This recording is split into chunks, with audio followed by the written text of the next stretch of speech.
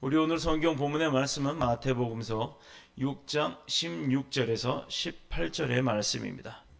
마태복음 6장 16절에서 18절, 신약성경 8쪽입니다. 금식할 때에 너희는 외식하는 자들과 같이 슬픈 기색을 보이지 말라. 그들은 금식하는 것을 사람에게 보이려고 얼굴을 흉하게 하느니라. 내가 진실로 너희에게 이르노니 그들은 자기 상을 이미 받았느니라. 함께 읽겠습니다. 이는 금식하는 자로 사람에게 보이지 않고 오직 은밀한 중에 계신 내 아버지께 보이게 하려 함이라. 은밀한 중에 보시는 내 아버지께서 갚으시리라. 아멘. 살아계신 하나님의 말씀입니다.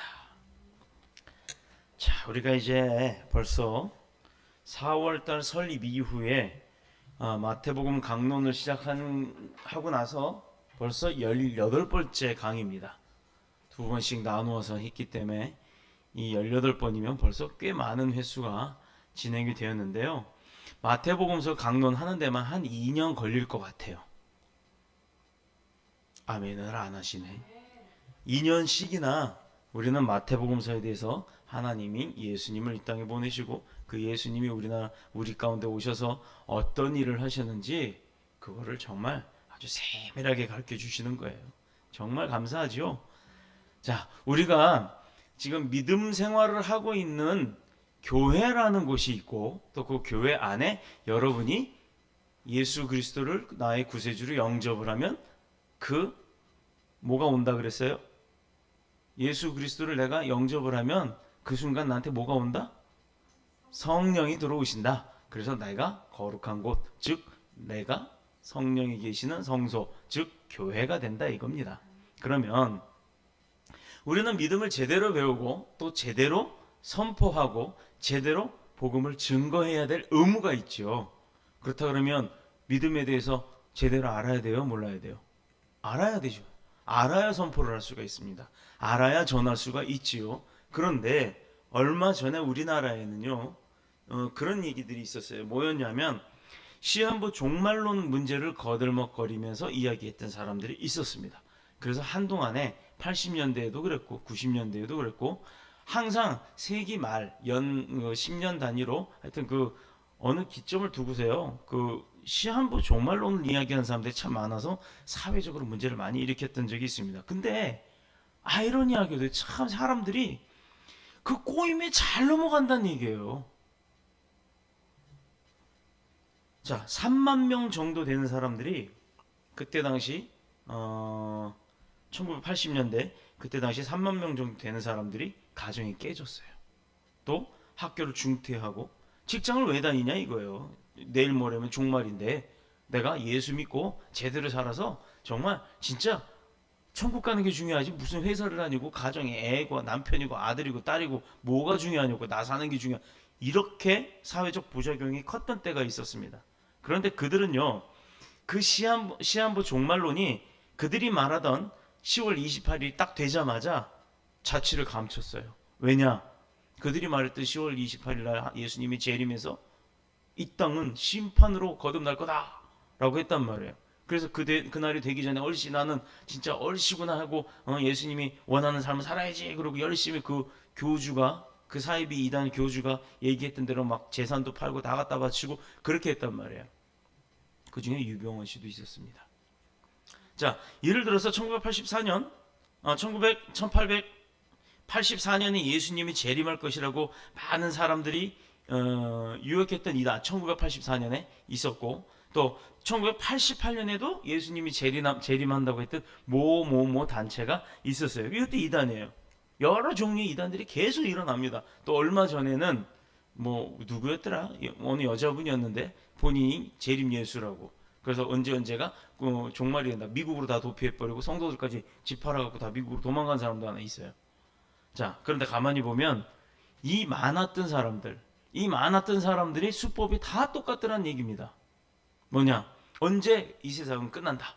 그러니 너 가진 거 뭐하러 필요하냐? 다 하나님 앞에 바쳐라. 자, 제가 지금 여기서 여러분들 집에 있는 재산 다 팔고 차 팔고 집 팔고 땅 팔고 그거 다 현금화해서 하나님 앞에 바치십시오.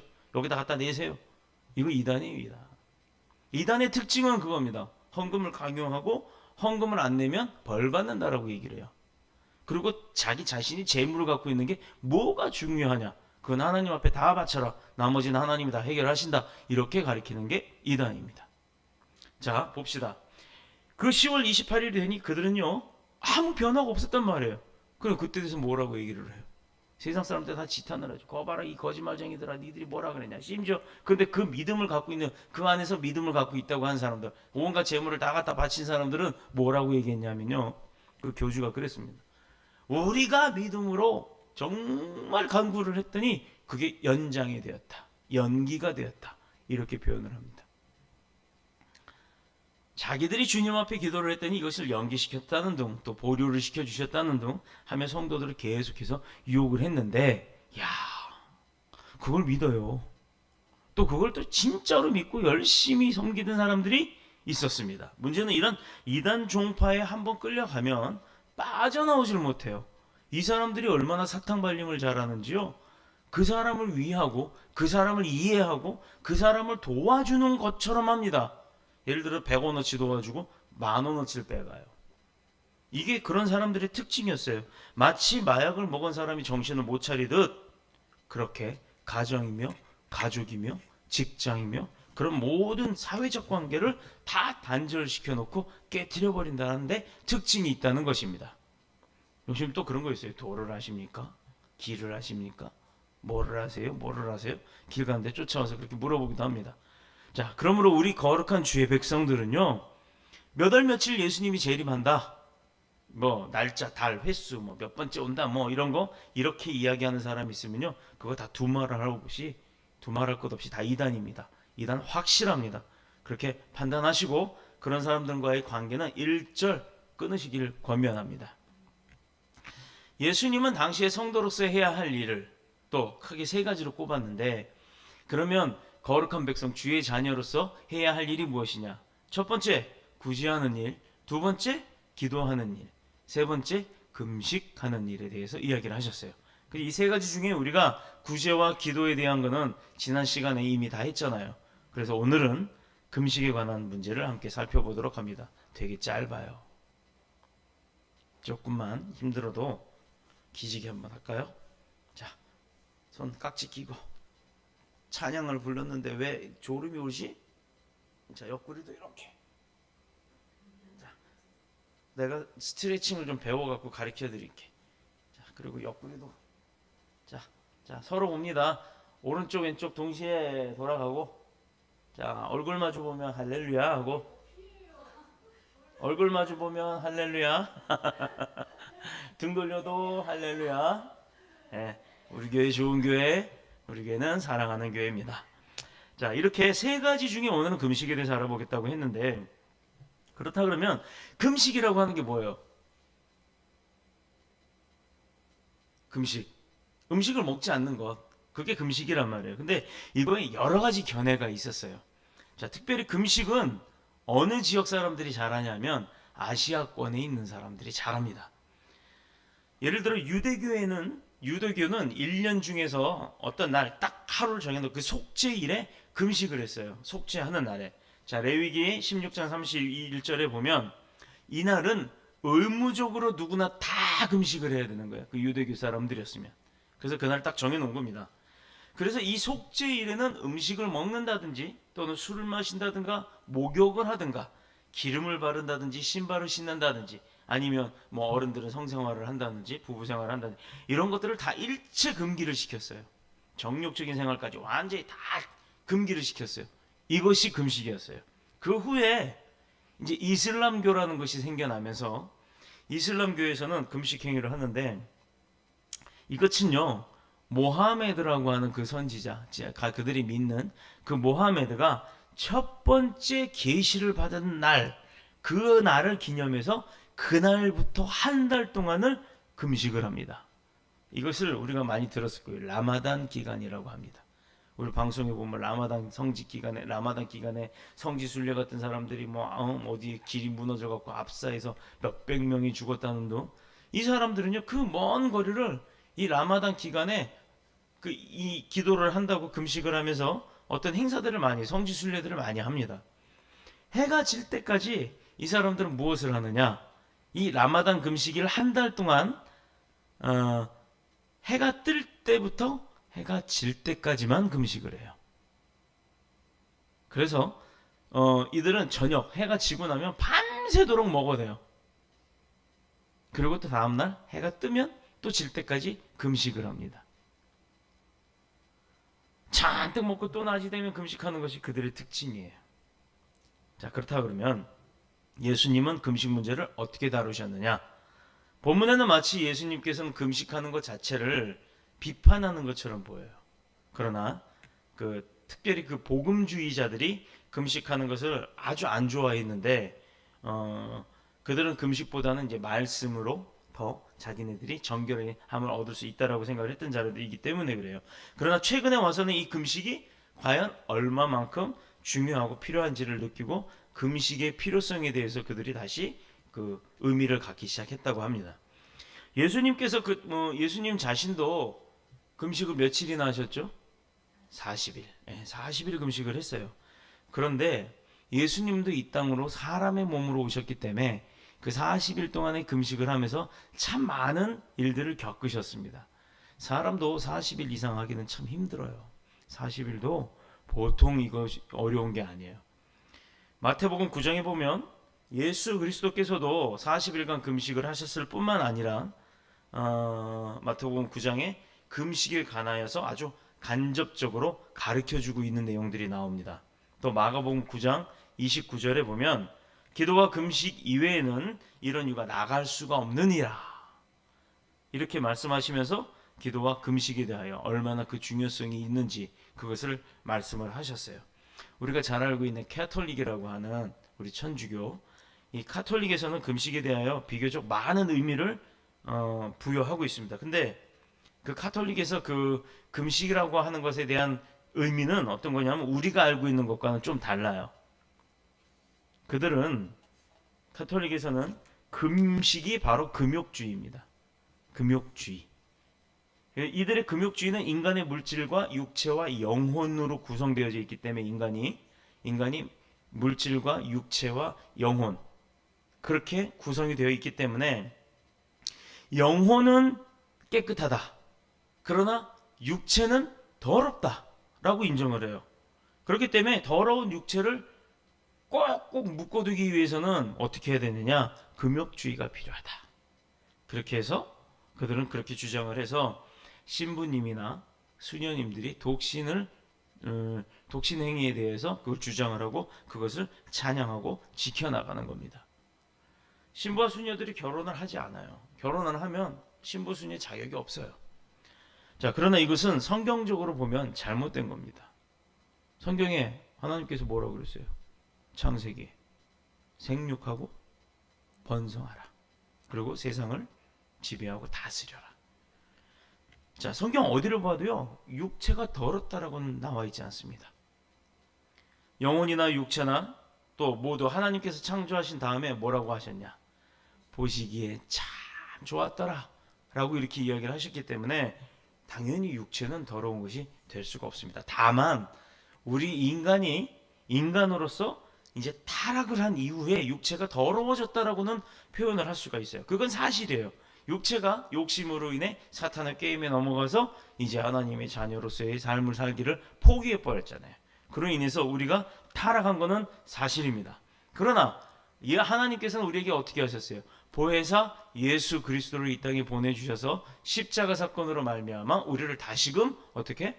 정결케 예수 그리스도의 보혈의 피의 능력으로 정결케 씻어주셨단 말입니다. 그 이후에 깨끗이 씻음을 우리는 받은 줄로 믿습니다. 그렇기 때문에 카톨릭의 신학적 기초는 잘못된 것입니다. 요즘 금식 얘기를 만약에 하게 되면 뭐 여러 가지 이유가 있겠지만 뭐 말을 하는 사람들이 있어요. 첫 번째로 어떤 분은 목사님 저는 어려서부터 젖도 못 먹고 자랐어요. 그래서 몸이 비실비실 부실부실 빈약해가지고 나 이거 금식했다면 큰일 나요. 쓰러져요. 병원에 가요. 이렇게 해서 저는 한 끼도 굶을 수가 없습니다 라고 하는 분들도 있더라고요. 또 둘째로 우리 여기 우리는 그런 분 없는데 아주 빼빼 말라서 나 건강이 안 좋아서 이거 금식하면 그냥 쓰러집니다. 저 죽습니다라고 겁을 먹고 핑계를 대는 분들이 있어요. 그리고 또 하나, 목사님 저는요, 금식은 간접 살인이라고 생각합니다. 어떻게 먹으라고 다 하나님 베푸신 걸 갖다가 곡기를 끊어가면서 그렇게 합니까? 또 이런 그 금욕주의에 대해서 자기는 반대합니다라고 해서 마치 복음주의자처럼 그렇게 신학적으로 금식을 반대하는 분들도 있습니다. 그러나 여러분, 우리가 성경을 엄밀히 자세히 이렇게 엄밀히 검토해 보면요, 어디에도 금식을 하라고 했지 금식을 하지 말라고 한 적이 없어요. 그러니까 이상한 사람들이 참 그 이상한 논리로 성경을 갖다 더하고 심지어 자기가 좀 뭐하다 싶으면 빼버리고, 이게 바로 이단입니다. 그런 교리로 교회가 세워지고 그런 교리로 이야기를 하잖아요. 오늘도 우리 총회장님이 말씀하시기를 대체 교회들이 예수 이야기를 안 한다고 하잖아요. 왜? 예수님의 이야기를 하면 예수님처럼 살아야 한다, 예수님처럼 살아라, 예수님을 본받아라 하는데 예수님이 뭐 뿌덩덩거리고 막 펑펑 쓰고 그냥 뭐 금관이나 쓰고 어디 무슨 자동차도 최고급 차 타고 다니면서 그렇게 행복하게 누리고 사셨나요? 아니잖아요. 먼지 풀풀 나는 곳에 매 맞고 비아냥거리며 핍박받고 그럼에도 십자가 지고 하나님의 뜻을 순종하면서 이뤄냈단 말이에요. 그러니 그 힘든 길을 가기가 어렵잖아요. 그러니 모든 교회들이 축복받아라, 은혜 받아라, 뭐 성령 받아라는 했어도 예수님 제대로 알고 예수님처럼 삽시다는 강요하지 않는다, 알려주질 않는다라고 합니다. 그래서 어떻게 된 게 설교를 하는데 예수님이 어떻다, 예수님에 대해서 이야기를 안 하는 교회가 있다니 이게 말이 됩니까? 성경에 우리가 누구를 자랑하는, 이게 누구 명함이에요? 이게 내 친구, 나의 친구 대신 예수님, 예수님이 이야기가 들어있는 예수님을 알리는 예수님의 명함이잖아요. 그런데 어떻게 정작 주인공은 싹 빼놓고 이야기를 합니까? 말도 안 되죠. 하나님이 물론 전능하시는 분이고 하나님이 다 하실 수 있어요. 그런데 그런 하나님이 왜 예수 그리스도를 이 땅에 보내셨냐고요. 왜 십자가에 달려 돌아가시겠고 2000년이 지금 16년이 지난 지금에도 그 예수 그리스도를 전하고 자랑하고 배우냐고요. 그 사람들 말로 하나님이 다 하실 수 있는데 그럼 뭐 하나님이 직접 하셨으면 됐지 뭐 하려고 예수 그리스도를 이 땅에 보내셨냐고요. 그것은요, 유대교와 같이 예수 그리스도를 부정하는 것과 같은 거예요. 그래서 우리 교회는요, 예수만 말하고 예수만 전합니다. 어떻게 보면 조금 어렵고 조금은 힘들 수 있습니다. 그러나 이 땅 가운데서 힘들고 어려운 거, 핍박받는 건요, 뭐 때문이라고요? 누구 때문이라고요? 예수 그리스도. 우리는 그렇게 살면요, 주님이 기뻐하시는 거예요. 아버지가 기뻐하신다고요. 아버지를 위해서 그렇게 살았기 때문에. 그러면 우리의 상급은 어디 있어요? 이 땅에서도 있지만 이 땅에서 받은 거에 못지않은 그 이상, 몇백 배 이상, 몇천 배, 몇만 배 이상의 상급은 하늘나라에 쌓여 있다는 얘기입니다. 여기 100년도 못 사는 인생 여기서 그렇게 뭐 그거 누리고 살다가 나머지 영생을 갖다가 고생하면서 살 각오를 하신 분들이 예수를 모르는 거예요. 예수를 말 안 하는 거예요.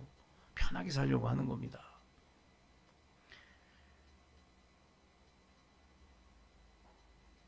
분명한 것은 예수님께서 금식을 반대하는 건 아니었지만 오늘 본문에 비판하는 것처럼 보인다고 하셨어요.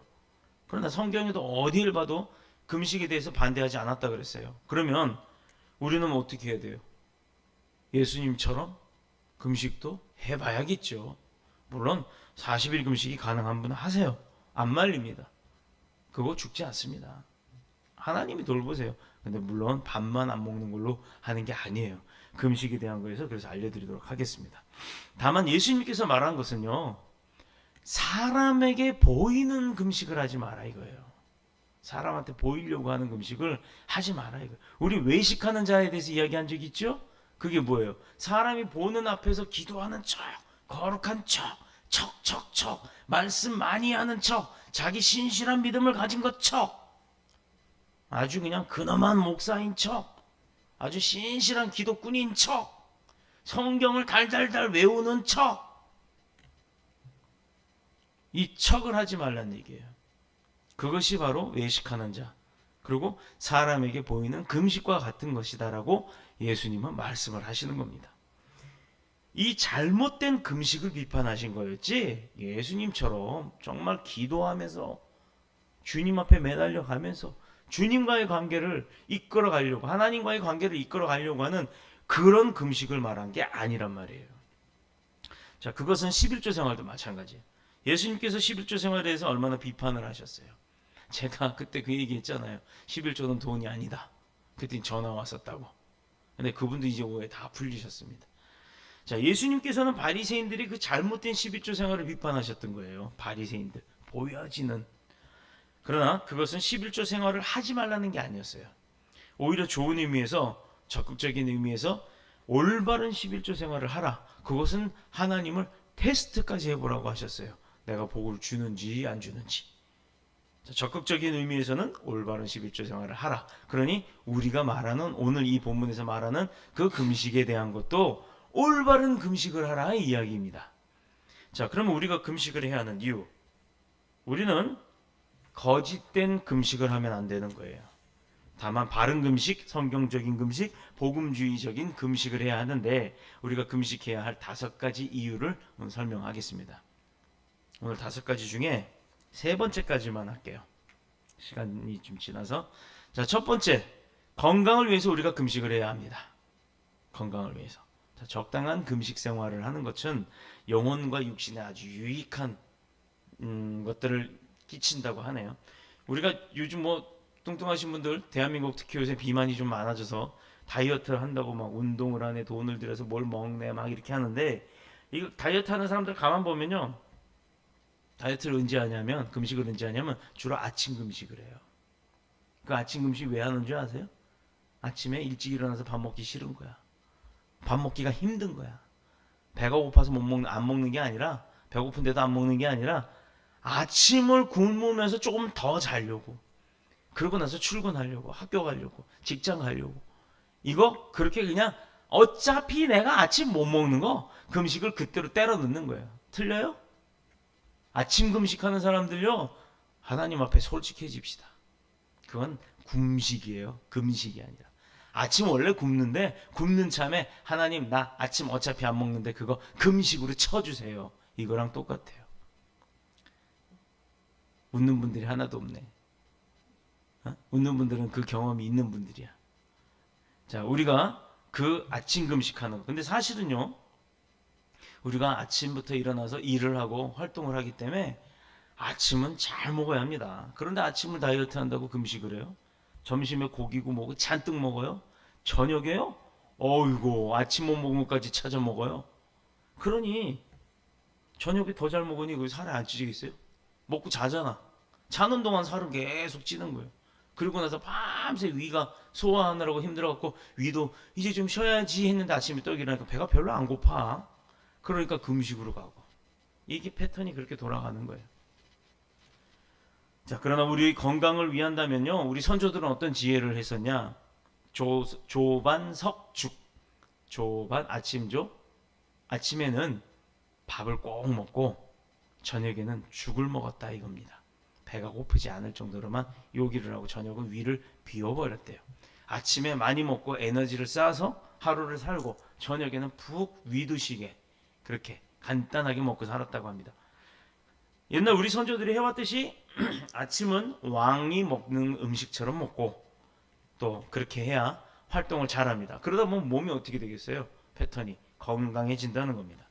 그리고 저녁에는 잘 때는 거지의 반찬처럼 먹는다고 합니다. 자, 죽을 먹는다든지, 살이 찌지 않도록 조금 먹는다든지, 금식을 한다든지. 자, 이게 저녁에 먹고 자면 전부 다 살이 되기 때문이에요. 그렇게 비만이 오면 여러 가지 합병증도 오고, 그렇게 함으로 인해서 우리 식생활 문제가 심각해지는 겁니다. 자, 그러나 금식 생활을 하게 되면 오늘날 잘못된 그 현대인들의 식생활이, 그 패턴이 많이 바뀐다라는 거예요. 적당한 금식, 그래서 아침 금식이 아니라 진짜 참된 금식. 나 육신적으로 정말 배고픔 못 참아요. 저녁에 많이 먹어야 되는데, 아버지 내가 아침 부지런히 일어나서 하루의 일과를 주님과 함께 시작하고, 그렇게 해서 아침 먹고 건강한 몸으로 점심 저녁을 지내서 저녁 때는 좀 쉼을 얻을 수 있도록 저녁을 금식하겠습니다. 6시부터 12시까지. 또 12시 1분 되자마자 막 퍼먹고 자지 말고. 그런 의미의 참된 금식을, 육적인 금식이라도 참된 금식을, 육을 위한 그런 금식을 해보는 것도 좋다는 얘기입니다. 여기서 중요한 말은 적당한 금식입니다. 어떤 분들은 꼭 40일 금식해야 한다고 하다가 돌아가시는 분 봤어요.